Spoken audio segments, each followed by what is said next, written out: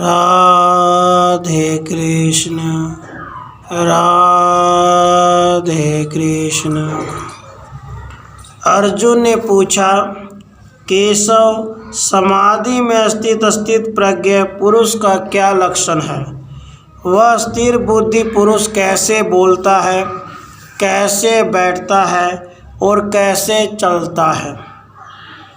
समाधि स्थित प्रज्ञ पुरुष की भाषा क्या है, उसको बताने वाला कौन सा लक्षण है? अभिप्राय यह है कि उसका स्वरूप कैसा होता है तथा वह स्थित प्रज्ञ पुरुष स्वयं क्या भाषण आदि करता है। आचरण भेद का वर्णन करने से स्वरूप का वर्णन भी हो जाता है, अतः स्थित प्रज्ञ पुरुष के आचरण भेद का वर्णन करते हैं। श्री भगवान ने उत्तर दिया, पार्थ, मन से आत्म स्वरूप का चिंतन करते करते उसी में संतुष्ट हुआ साधक जब अन्य समस्त मनोगत कामनाओं का सर्वथा त्याग कर देता है तब वह स्थित प्रज्ञ कहा जाता है।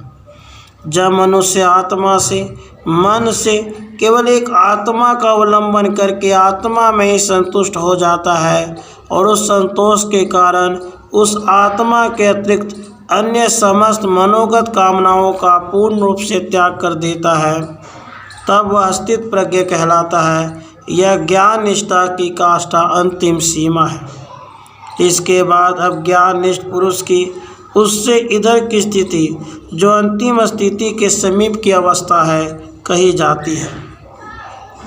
दुख से उद्वेग रहित मन वाला, सुख में सप्रिया रहित तथा राग, भय और क्रोध से रहित मुनि स्थिर बुद्धि कहलाता है। प्रिय, वियोग आदि दुख निमित्तों के उपस्थित होने पर भी जो अनउद्विग्न चित्त रहता है, दुखी नहीं होता और सुखों में सप्रिया रहित रहता है। प्रिय पदार्थों के सन्निकट रहने पर भी जो उनकी इच्छा नहीं करता तथा जो राग, भय और क्रोध से रहित हो गया है। अप्राप्त पदार्थों में सप्रिया को राग कहते हैं। प्रिय के वियोग और अप्रिय की प्राप्ति के निमित्त को देखकर जो दुख होता है वह भय कहलाता है।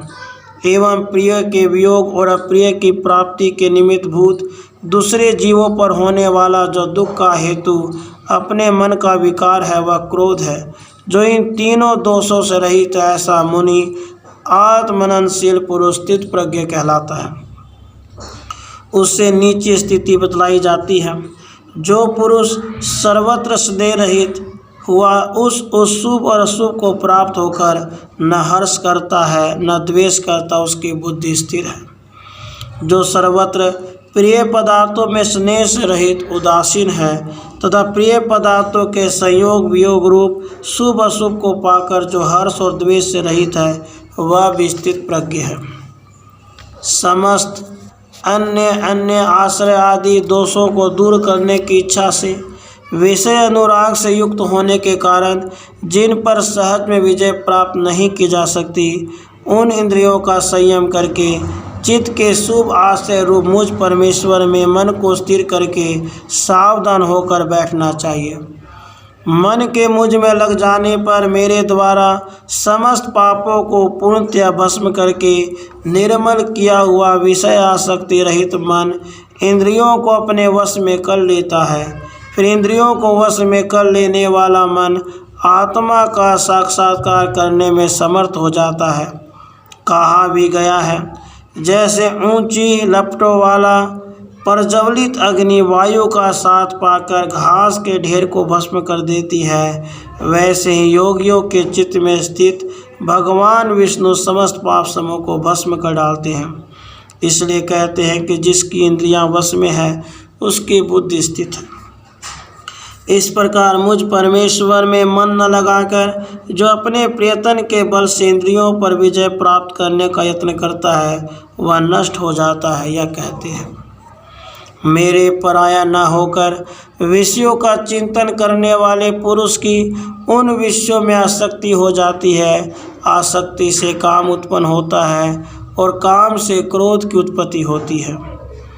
जो विषय आसक्ति का नाश नहीं कर चुका है और जिसने मुझ में मन नहीं लगा लिया है, वह चाहे इंद्रियों का संयम करके ही क्यों न बैठ गया हो, अनादि पाप वासना के कारण उसके द्वारा विषयों का चिंतन होना अनिवार्य हो जाता है। विषयों का चिंतन करने वाले पुरुष की उन विषयों में आसक्ति फिर से बहुत अधिक बढ़ जाती है। आसक्ति से काम उत्पन्न होता है। आसक्ति की परिपक्व अवस्था का नाम काम है।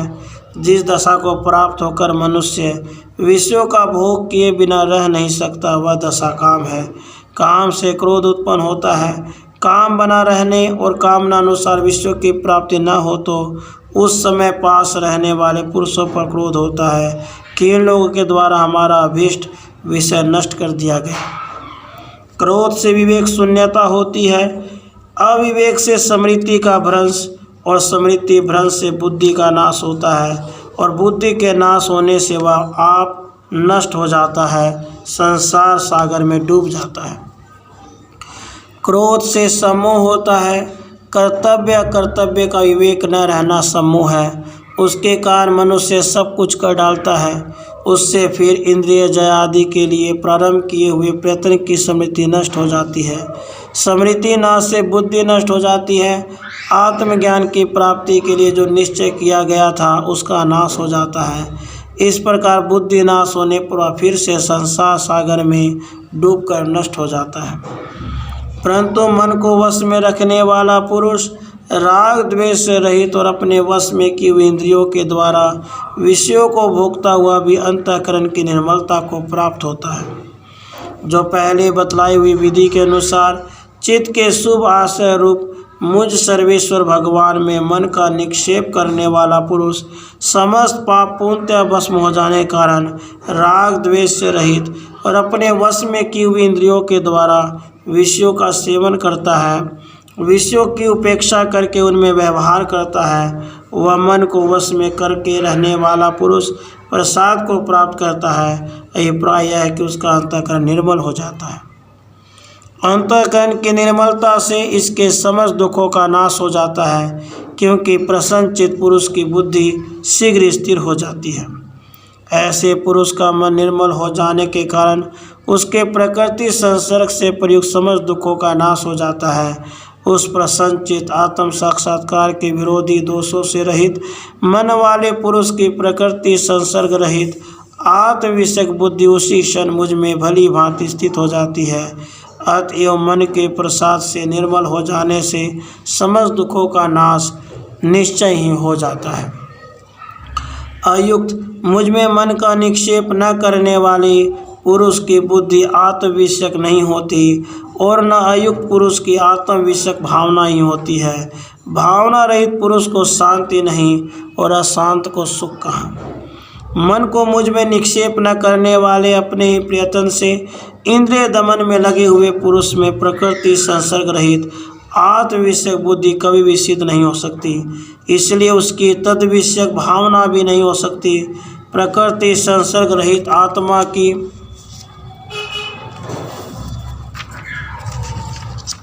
भावना न करने वाले पुरुष की विषय इच्छा शांत नहीं होती और शांति शून्य विषय लालसा युक्त पुरुष को नित्य निर्ति सुख की प्राप्ति कहाँ हो सकती है। पहले बतलाई हुई विधि से इंद्रिय दमन न करने वाले मनुष्य को जिस अनर्थ की प्राप्ति होती है उसे फिर भी कहते हैं, क्योंकि विषयों में विचरने वाले इंद्रियों के पीछे जो मन लगाया जाता है वह उसकी बुद्धि को वैसे ही हर लेता है जैसे जल में नौका को वायु। मनुष्य के द्वारा जो मन विषयों में विचरण करने वाली विषय सेवन में लगी हुई इंद्रियों के मार्ग में उनके साथ साथ लगा दिया जाता है, वह मन उस मनुष्य की प्रकृति संसर्ग रहित आत्मा की ओर प्रवृत्त प्रज्ञा बुद्धि को हर लेता है, अर्थात उसे विषयों की ओर प्रवृत्त कर देता है। ठीक उसी तरह जैसे जल में चलाई जाने वाली नाव को प्रतिकूल वायु बलपूर्वक हर लेता अर्थात मार्गच्युत कर देता है। इसलिए हे महाबाहो, जिसकी इंद्रियां सब ओर से इंद्रियों के विषयों से रुकी हुई है उसकी बुद्धि स्थिर होती है। इसलिए पहले बतलाई हुई विधि से शुभ आशय रूप मुझ परमेश्वर में संलग्न मन वाले जिस पुरुष की इंद्रियां इंद्रियों के विषयों से सर्वथा निग्रहित है उसी की बुद्धि आत्मा में स्थिर होती है। इस प्रकार जिसकी इंद्रियां वश में हो चुकी है और मन प्रसन्न हो चुका है, उस पुरुष की सिद्धि का वर्णन करते हैं। जो समस्त प्राणियों की रात्रि है उसमें संयमी जागता है, और जिसमें समस्त भूत प्राणी जागते हैं वह आत्मदर्शी मुनि की रात्रि है।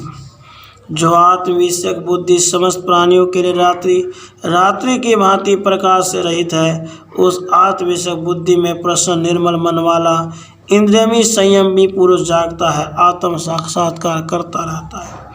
शब्द आदि विषयों में लगी हुई जिस बुद्धि में समस्त प्राणी जागते सावधान रहते हैं, वह शब्द आदि विषयों में लगी हुई बुद्धि आत्मा का साक्षात्कार लेने वाले मुनि के लिए रात्रि की भांति प्रकाश रहित होती है। जैसे सब ओर से परिपूर्ण अचल प्रतिष्ठा वाले समुद्र में नद नदियों के जल उसमें कुछ विषों पैदा न करके समा जाते हैं, वैसे ही जिस पुरुष में सारे भोग बिना विकार उत्पन्न किए हुए ही समा जाते हैं, वही शांति को प्राप्त होता है, भोगों की कामना वाला नहीं। जैसे अपने आप से परिपूर्ण एक रूप समुद्र में नदियों के जल प्रवेश करते हैं, उनके जलों के प्रवेश करने या न करने से समुद्र किसी विशेषता को नहीं प्राप्त होता, वैसे ही समस्त काम शब्द आदि विषय जिस सभी पुरुष में प्रवेश कर जाते हैं, उसके इंद्रियों के द्वारा सेवन किए जाते हैं, वह शांति पाता है। अभिप्राय यह है कि इंद्रियों के द्वारा शब्द आदि विषयों का सेवन किए जाने और न किए जाने में भी जो पुरुष अपने आत्म साक्षात्कार से सदा तृप्त रहने के कारण विकार को प्राप्त नहीं होता, वही शांति को प्राप्त होता है, भोग की कामना करने वाला नहीं। अर्थात जो शब्द आदि विषयों के द्वारा विकार को प्राप्त होता है, वह कभी भी शांति को नहीं पाता। जो सब विषयों को छोड़कर उनमें निस्पृह होकर तथा ममता और अभिमान से रहित होकर विचरता है, वह शांति को प्राप्त होता है। जिनकी कामना की जाए उनका नाम काम है। इस व्युत्पत्ति के अनुसार शब्द आदि विषयों भोगों को काम कहते हैं। जो पुरुष शब्द आदि सब विषयों को छोड़कर उनमें निस्पृह और ममता रहित होकर एवं अनात्मा शरीर में आत्माभिमान से रहित होकर आचरण करता है, वह आत्मा का साक्षात्कार करके शांति को प्राप्त हो जाता है। अर्जुन, यही ब्राह्मी स्थिति है। इसको पाकर मनुष्य फिर मोहित नहीं होता, अंत काल में भी इस स्थिति में स्थित होकर आत्यांतिक सुख रूप ब्रह्म को प्राप्त हो जाता है। अर्जुन, यही ब्राह्मी स्थिति है। इसको पाकर मनुष्य फिर मोहित नहीं होता, अंत काल में भी स्थिति में स्थित होकर आत्यांतिक सुख रूप ब्रह्म को प्राप्त होता है। ओम तत्सत इति श्रीमद्भगवद्गीता उपनिषत्सु ब्रह्म विद्यायां योग शास्त्रे श्री कृष्ण अर्जुन संवादे सांख्य योगो नाम द्वितीयो अध्याय। राधे कृष्ण, राधे कृष्ण।